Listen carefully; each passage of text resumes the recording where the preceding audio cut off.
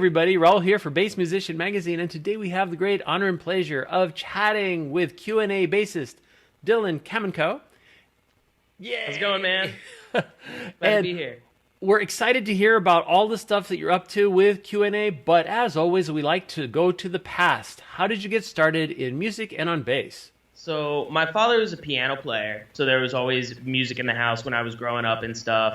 And when I started elementary school, you know, sort of, my folks were always like, you got to play a sport and you got to play an instrument because, you know, like try to be well-rounded. Mm-hmm. So I picked up the violin in like 4th grade, absolutely hated it. And I kept saying, when I turn 10, I want a guitar. I want to play guitar. And my dad said, guitar players are a dime a dozen. You can't swing a dead cat without hitting one. Yeah. So you want to be a bass player because you'll always have a gig. And I was like, I didn't get it at the time, you know, I'm like a kid. But he kept convincing me, and he started showing me all these records, and he introduced me to, like, Stanley Clarke, and he introduced me to Jocko at that point. And I was listening to, like, punk bands at that time. I was super into The Clash and things like that, but he convinced me. So I got, like, Squire P bass for my 10th birthday, and I started playing, and I started taking lessons. And then I approached the elementary school orchestra. I was like, listen, I don't have an upright bass, but I got this electric bass. So they let me play with the strings, with electric bass, with the orchestra. And then once I got to middle school, I started playing upright in the orchestra. And that was like the beginning. And then I did my first year of high school at like the regular local high school in Eldersburg, which is like a suburb outside of Baltimore City. And I auditioned to go to the Baltimore School for the Arts. So then I started like more formal training on classical upright bass at that point, like my sophomore year in high school. And following that, did you pursue further training? Yeah. So, I mean, at that point, I was still studying privately on electric bass, although to a much less degree because I had to focus on my upright studies and all that. But that's when I started, like, playing out in bars in Baltimore and stuff during high school. And then when college came around, I auditioned for the City College of New York. I moved here to New York City from Baltimore and started going to school at City College. It appealed to me because it was not a conservatory, but it was still like a pretty well-known program. And then that way I could pursue other studies if I so chose without having such a heavy thing, playing in school and have time to actually like gig out and stuff like that. So it was really lucky to go because at the time I was there, John Patitucci was there. So I got to study with him for 3 years, along with like tons of other great professors, you know, some of whom who also teach at like Juilliard and Manhattan School. So it was a really cool experience. It was a really cool experience coming to school here. Well, and John is one of these rare individuals that is absolutely fluent on both upright and electric. Did you study both with him, or did you focus more on one or the other? So when I was looking at schools and I wanted to go study, it was sort of an either-or thing everywhere where I was looking. And even though my degree is technically in upright bass, and we certainly spent a tremendous amount of time on that, the whole reason I sort of sought out teaching with him, studying with him specifically, was to be able to sort of strike that balance and say, hey, you know, what does it take to really be proficient at both of these instruments? Because I have a deep love and respect for both of these instruments. And it's kind of like apples and oranges sometimes. As much as they are the same, they're equally very, very different. Absolutely. And that's one of the reasons that I point out that I find that a lot of people that they may be, I'll say, okay on both, on upright and on electric, but there's a really thin part of the population that's really good on both, that you go, wow, they're amazing. And I've talked to players like one of my favorites, Reggie Workman, who's 82, upright player. When we talked, and he said they tried to get him to play electric once or twice, and he said he kind of gave it a try, but it didn't speak to him the same way. And so he said, you know, I'll leave that to Stanley, I'll leave that to Victor, I'll leave it to those guys. They can kill it on that. I'll stick with my upright, you know. So, and there's merit to that too. And this is one of the struggles, and John sort of let me in on this. He was like, hey, you're always going to feel like one is lacking. Yeah. You know, you're never going to be like 100% confident. You'll be able to play, you'll be able to do the gigs and stuff, but you're always going to feel like you're splitting your time, and it sort of goes like this, and sometimes you're playing more upright stuff, and you're like, wow, my electric chops are kind of starting to go. Maybe I'm hitting a little too hard and not being as clean, or vice versa. You get on an upright gig, and you're like, man, my right hand's getting a little tired, and we've only been playing for 2 sets. So it's just one of those things, but you sink your teeth into the challenge, and it becomes part of the joy of doing it. Well, and that takes us to QNA. Yes. Very interesting. A band of musical pirates, if I'm not Yeah, that's the way we like to think about it. And your music form is kind of an evolved blend of jazz and hip hop. Yeah. Well, that's the musical pirates thing. It's like we just go wherever we want and steal little bits and pieces of whatever we think sounds good. Yeah. Try to throw it together in a blender, and hopefully it comes out as palatable for the people who listen to it. You know. How did that all come about with the band? So I was just sort of playing around town at the time, and I got recommended to sub for the band originally back in like early 2016, I think. And that's when I first met Ben and met the guys that were playing in the band at the time, which is now sort of a completely different lineup. But that's when I first met them and started playing with them sort of as like a hired gun. They had another bass player who was just, too busy with other stuff at the time and couldn't really do the thing. And so they needed a guy who could come in and just learn the tunes really quick and do a sufficient gig. And then Ben and I started to get close. And we started rehearsing more and writing more material together. And he was like, look, I'd like you to be a part of this as like a creative contributor and not just hired gun bass player, play whatever chart I put in front of you type thing. And that was really cool. And then we started like really working together on stuff, went through a bunch of different lineup changes and things like that, and sort of finally settled on the group that we're playing with now. That was maybe, by like 2018 or so. Yeah, it's been a real blast playing with these guys. I get to sort of have free reign in a sense, where it's like, there's not like on the EP coming out, there's not a lot of times where you can be like, hey, can I take another solo on a different track? It's like usually you're lucky if you get one bass solo on a record, you're not going to get 2. But it's really fun. It's really fun. Well, and that brings up the EP. Above the Law is releasing soon? It's actually out on all streaming platforms. Okay. It's out now. You can find it if you go to QNABand.com. There will be links to all the streaming sites, as well as some of the music videos that we've already released for some of the singles off the record. Mm-hmm. Yeah, and I believe we're doing a limited vinyl pressing that there are pre-orders available for it. So those are going to be available, I think, in a month or so. I'm not really sure. So we're smack dab in the middle of the whole process. Yeah. Yeah, totally. We probably would have had the record out significantly earlier, but the pandemic has made fools of us all. Yes. And, so things took a little bit longer than usual, but it was a really great process. One of the best things about it, I think, was we got to go to various different studios during the recording process and sort of tailor each song to be its best self rather than what a lot of modern recording has to be now, where you go into a studio, you try to lay down all of the rhythm tracks all at once for the whole record, and sometimes it makes it harder to give each track its own identity. Mm-hmm.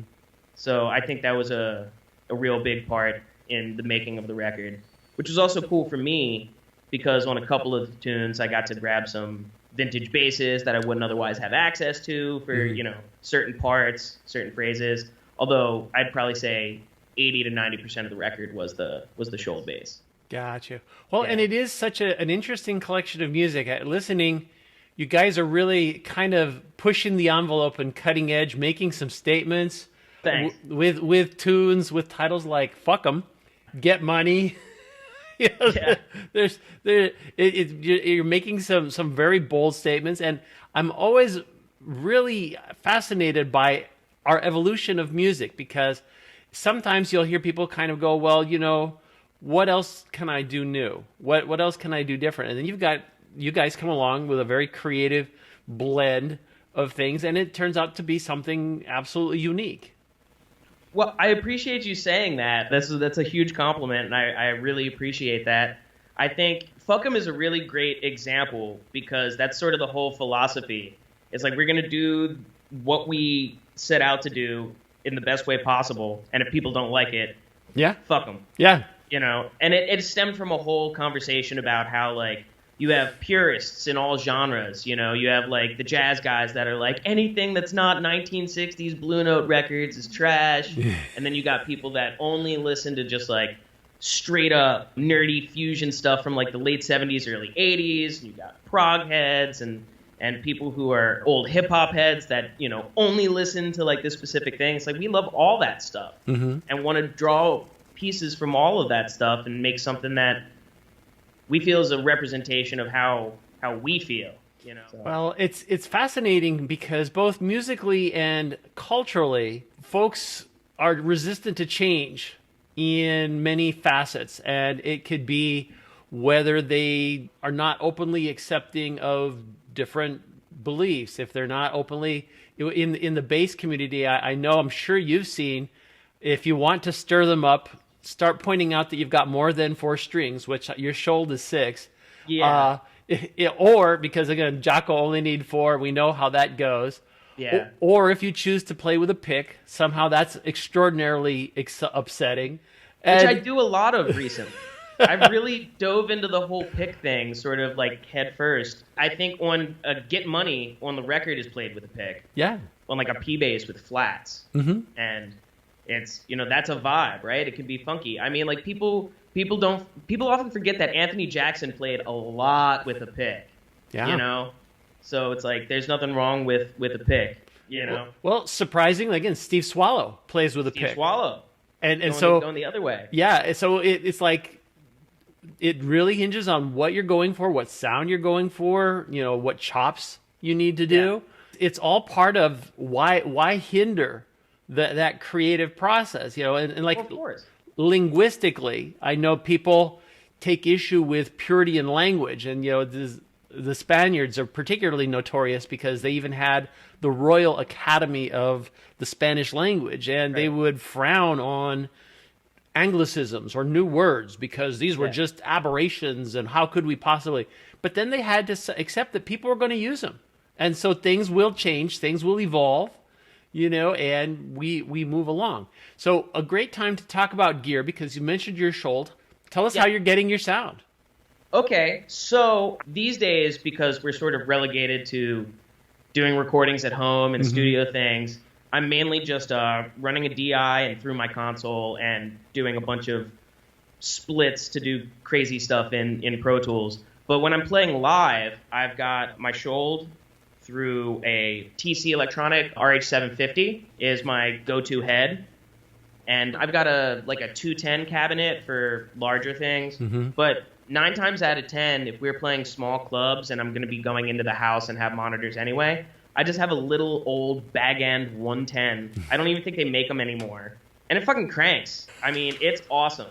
Especially when you're putting... And I know it's impedance mismatching and all that, but I don't care. I'm driving it hot, and it sounds awesome with 750 watts and like some multi-band compression, you know, on the head. And I use a couple of different pedals. I use an old Boss harmonizer, actually, for octave splits to do the sort of... It's like a poor man's pop. A guitar player who I play with a lot, Kent Thompson, I'm actually working on mixing a record for him now, gave it to me for free. He was like, hey, man... Here you go. You did a good job on the last record. Have a guitar pedal. It sounds like crap on guitar, but it might be nice on bass. Yeah. And turns out it was. So I've stuck with it ever since. And I run that into an Ibanez analog delay, the little purple guy. And that's pretty much it.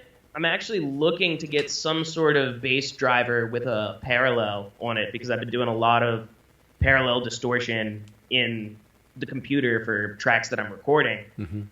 That's something I really want to get more and more into. Well, and one element that is always critical, because so many times we talk about sound, people point to their hands and they say, you know, so much of my sound comes from my hands, but there's the issue of strings. What kind of strings are you using?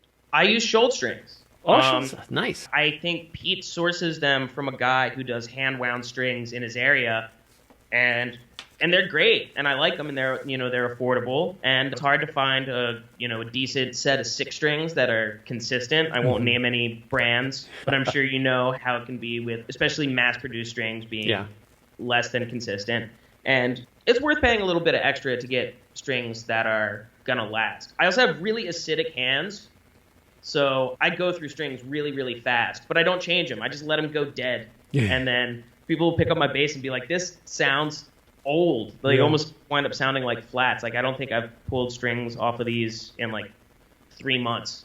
And they're starting to get a little, a little dirty. But I like it, and it's cool for a lot of stuff, especially if you pop into passive. I mean, the whole reason I got the bass was to be a little bit more versatile and not have to drag 2 basses around everywhere, have like a super heavy bass. But yeah, I dig them. They come a little bright, like they're steel strings, and they're very, very bright out of the box. But like I said, for me, 10 minutes playing them, they sort of die a little bit, and then they're right in the sweet spot. They mellow out. Yeah. They definitely mellow out. I have a buddy of mine who lives in the area. He won't let me play his basses unless I spray this stuff on my hands to get it. No, it's true, because I did. I was playing his upright, and the strings just like went dead after I played his upright for about 20 minutes. He was like, "What did you do?" I was like, "Sorry, man." Yeah. Well, and have you tried? I know there's a lot of people that I've talked to that have had issues with their chemistry and strings, and they'll go to the extent of trying to boil them or soak them in alcohol or do whatever. I've been using this stuff called Preplay by Graphtec. Okay.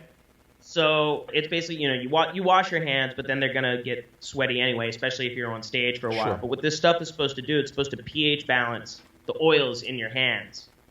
And I've definitely noticed a lengthening of my string life from using it, especially on a couple of my other basses, because like I said, I'm leaving these kind of dead because I like the way it sounds right now when I'm recording. Yeah, if I visit my friend's place, he doesn't complain anymore. There you go.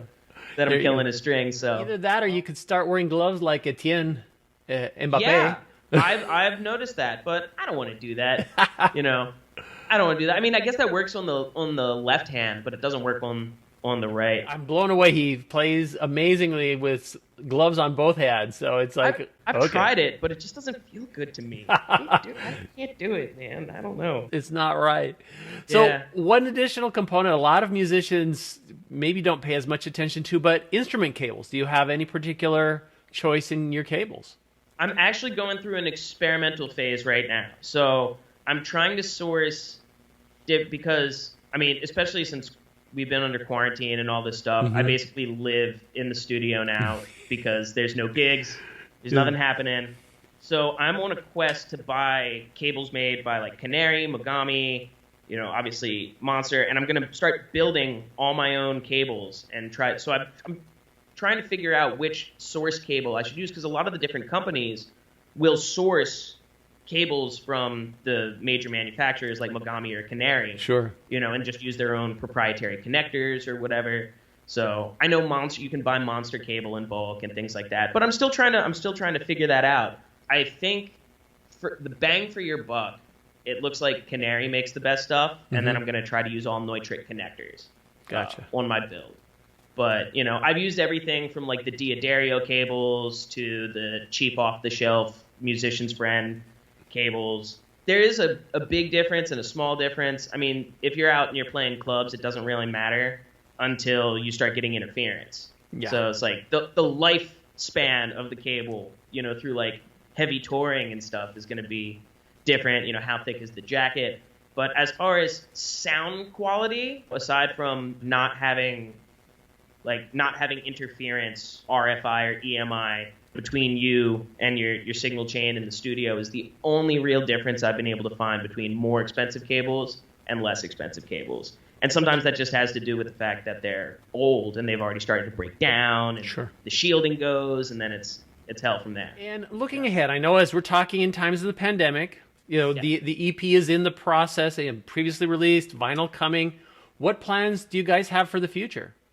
Well, what we've been doing now as like the QNA 3-piece core, we're reaching out to different artists and different people, and we're starting to sort of produce things remotely. So we get together every Sunday and stream live to Twitch and do a production meeting, basically, where Ben's out in Brooklyn, Alex is in France, and I'm sitting right here, in my home studio in Washington Heights. And we just get on a call and we all workshop ideas. Alex will come in with a beat, or I'll come in with like a bass line or a keyboard part that I might have written. and we'll workshop stuff. And we actually have a couple of singles, one that I just finished mixing, we're sending out to mastering, another one that needs another round of notes with a rapper goes by Dizzy Sense. So I don't know if I'm supposed to mention that. I'll have to ask, but I think it's cool. I don't know when the release of that is going to be, but there's a bunch of sort of like smaller projects like that are going to be in the works through that sort of workflow. It's the next best thing to like getting together in person and being able to like play and flesh out ideas. We had to figure out a way to keep something going. So. Oh, absolutely. And adapting is kind of the key to all this, because as we know, things are going to be different even after. Once we can kind of get a handle on this, what the new normal will be is still very much yet to be seen. So sitting around and waiting to find out is certainly not an option, I think, for really anybody.